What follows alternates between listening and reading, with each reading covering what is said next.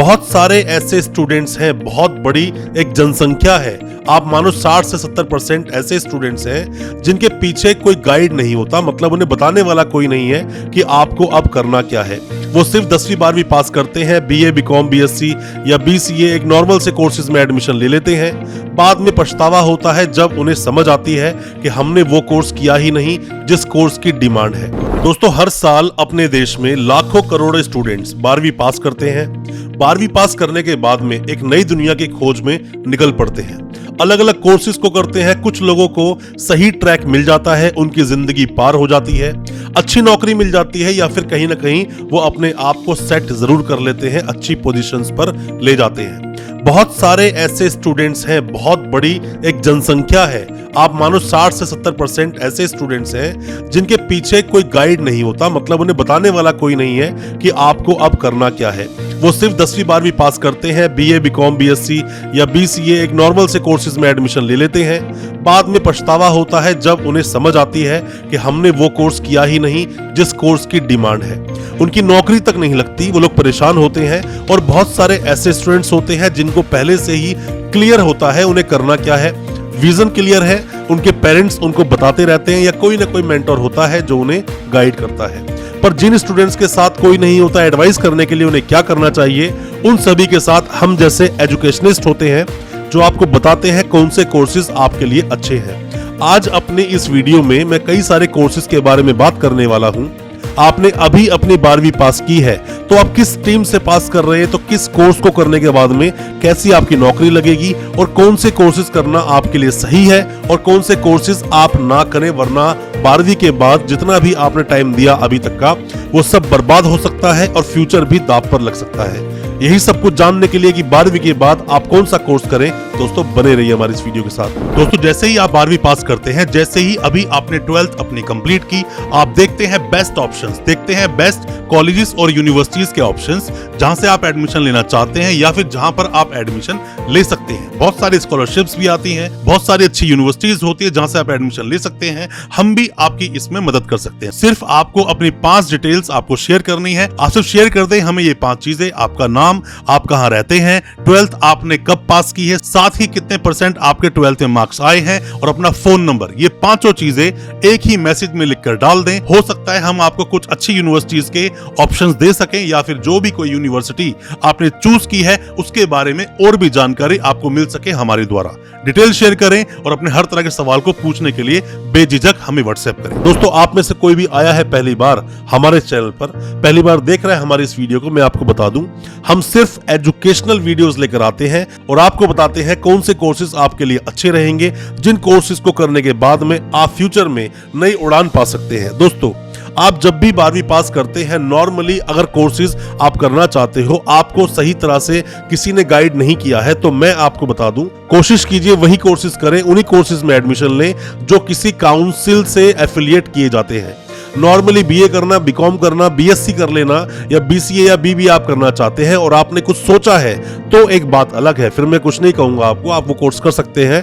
पर पहली कोर्सेज करें कि काउंसिल रिलेटेड, जहां से काउंसिल अप्रूवल देती है कोर्स को चलाने के लिए, उन्हीं कोर्सेज को करें। वो जॉब ओरिएंटेड भी होते हैं और बहुत जल्दी आपकी नौकरी लग जाती है या फिर बड़े से बड़े ओहदे तक आप जा सकते हैं। दोस्तों, आज अपनी इस वीडियो में मैं जितने भी कोर्सेज पर आपको बता रहा हूं, जितने भी कोर्सेज पर हम बात करने वाले हैं या बात हमने की है अब तक इस वीडियो में, इन सभी कोर्सेज पर हमारे इस चैनल पर वीडियोस अपलोडेड है। उन वीडियो को आप जाके चेक कर सकते हैं। हमने वीडियो डाली है, डिटेल में बताया है हर कोर्स के बारे में। उन कोर्सेज के बारे में इंफॉर्मेशन आप चाहते हैं तो आप उन सभी कोर्सेज पर जाकर आप क्लिक करेंगे, सबके लिए कंप्लीट डिटेल्स हमने बताई है। हो सकता है वो वीडियो देखकर आपके बहुत सारे डाउट्स क्लियर हों और जो गलती आप करने वाले थे शायद वो गलती आप बिल्कुल ना करें। कौन कौन से कोर्सेज आप कर सकते हैं? मान लीजिए आप टीचर बनना चाहते हैं तो आप प्राइमरी के लिए आप डीएड कर सकते हैं, डीएलएड भी बोलते हैं इसको, ईटीटी भी बोलते हैं, डाइट भी बोलते हैं, जेबीटी भी बोलते हैं। आप इस कोर्स को कर सकते हैं और कोर्स कंप्लीट करने के बाद में जैसे ही 12वीं आपने कंप्लीट की, आप 2 साल का ये कोर्स करेंगे, 2 साल में खत्म हो जाएगा और आप टीचर लग सकते हैं।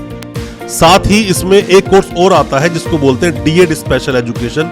डीएड स्पेशल एजुकेशन जो स्टूडेंट्स करके जाते हैं उनकी बहुत ज्यादा डिमांड भी होती है, अच्छी खासी सैलरी मिलती है, अच्छी खासी नौकरी भी उनकी लग जाती है। अब मान लीजिए कि आपको इंटरेस्ट है मेडिसिन में आप एडमिशन लेना चाहते हैं, तो आप क्या करेंगे? जैसे केमिस्ट शॉप आपने देखी होंगी, बहुत सारी केमिस्ट शॉप खुली होती हैं दवाइयों की।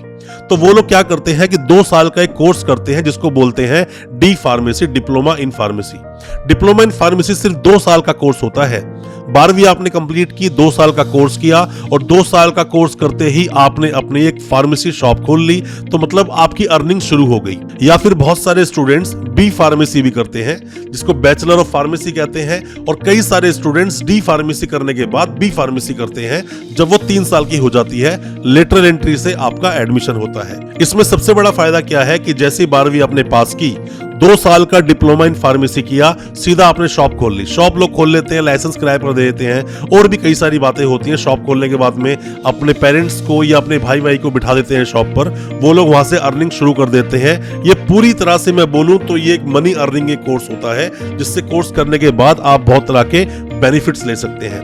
आपका रुझान, आपका इंटरेस्ट अगर है किसी भी तरह से लॉ की तरफ, आप चाहते हैं वकील बनना, तो आप एलएलबी कर सकते हैं। 5 ईयर की लॉ होती है, 5 साल की एलएलबी करने के लिए आपने 12वीं पास की है, आपने किसी भी स्ट्रीम से आपने पास की है, पर आप 5 साल की एलएलबी बिल्कुल कर सकते हैं। एलएलबी करते ही आप सेल्फ प्रैक्टिस कर सकते हैं, किसी के अंडर प्रैक्टिस कर सकते हैं, या फिर जुडिशरी की तैयारी भी कर सकते हैं, या किसी भी तरह से जो भी लॉ से रिलेटेड सेक्टर्स हैं, कहीं पर भी आप जा सकते हैं, इंडिपेंडेंटली भी काम कर सकते हैं। जरूरी नहीं कि आप कहीं जाकर नौकरी ही ज्वाइन करेंगे, कहीं जाकर आप नौकरी ही करेंगे। इंडिपेंडेंट सेल्फ प्रैक्टिस करना चाहें तो भी कर सकते हैं। क्रिमिनल में कीजिए, सिविल में कीजिए, लिटिगेशन, बहुत तरह के ऐसे फील्ड्स आपके सामने खुल जाते हैं, जो करने के बाद में अगर लॉ कंप्लीट आपने किया है तो लॉ सेक्टर में जाके इन सभी चीजों में आप अपनी सर्विसेज दे सकते हैं। आपका इंटरेस्ट अगर है इंजीनियरिंग में, तो इंजीनियरिंग के लिए आप डिप्लोमा कर लीजिए। 3 साल का डिप्लोमा जो होता है वो 12वीं के बाद में सीधा 2 साल का हो जाता है, लेटरल एंट्री मिलती है। 2 साल का कोर्स करने के बाद में बहुत सारी वैकेंसीज आती हैं, उन वैकेंसीज में आप अपने फॉर्म डाल सकते हैं, आपकी नौकरी आसानी से लग जाएगी। और बहुत छोटा एक कोर्स होता है डीसीए अगर आप करते हैं, डिप्लोमा इन कंप्यूटर एप्लीकेशन, वो सिर्फ 1 साल का कोर्स होता है, कई जगह 6 महीने का भी कोर्स कराया जाता है। हालांकि ये कोर्स काउंसिल रिलेटेड कोर्स नहीं है, तो जैसा मैंने आपको बताया कि स्किल्ड कोर्स कीजिए, स्किल्ड, जहां से आप कुछ एक्स्ट्रा ऑर्डिनरी सीखते हैं, वो कोर्स करेंगे तो आपकी नौकरी बहुत जल्दी लगेगी। आप जीवन में बहुत कुछ कर पाएंगे, आगे बढ़ पाएंगे उन कोर्सेज को लेकर। साथ में ही अगर आप बीटेक करना चाहें, 4 साल की बीटेक होती है, अलग अलग स्ट्रीम्स में होती है, अलग अलग स्ट्रीम्स में बटी होती है। 4 साल की बीटेक आप करते हैं, बीटेक के बाद भी बहुत सारे वैकेंसीज आपके सामने आ जाती हैं, बहुत तरह के आपके ऑप्शन खुल जाते हैं नौकरी करने के। पर क्योंकि कई सालों से अब बीटेक करे हुए स्टूडेंट्स को इजीली नौकरी नहीं मिल पाती है, इसीलिए हम बीटेक को इतना ज्यादा फोर्सफुली आपको नहीं बताएंगे। बाकी जो कोर्सेज बताए हैं आप उन पर ध्यान दे सकते हैं। या फिर आपका रुझान है या आप चाहते हैं किसी भी तरह से मेडिकल की स्टडी करना, मेडिकल करना, एमबीबीएस करना, एमबीबीएस के लिए नीट का पहले एग्जाम देना। जो नीट का एग्जाम होता है नेशनल लेवल का, पहले आपको वो नीट का एंट्रेंस देना होगा। नीट का एंट्रेंस देने के बाद में आप चूज करते हैं, आप एमबीबीएस करना चाहते हैं, आप बीडीएस करना चाहते हैं, आप बीएएमएस करना चाहते हैं, बीयूएमएस करना चाहते हैं, बीएचएमएस करना चाहते हैं, बीएनवाईएस करना चाहते हैं, या बीपीटी कोर्स करना चाहते हैं।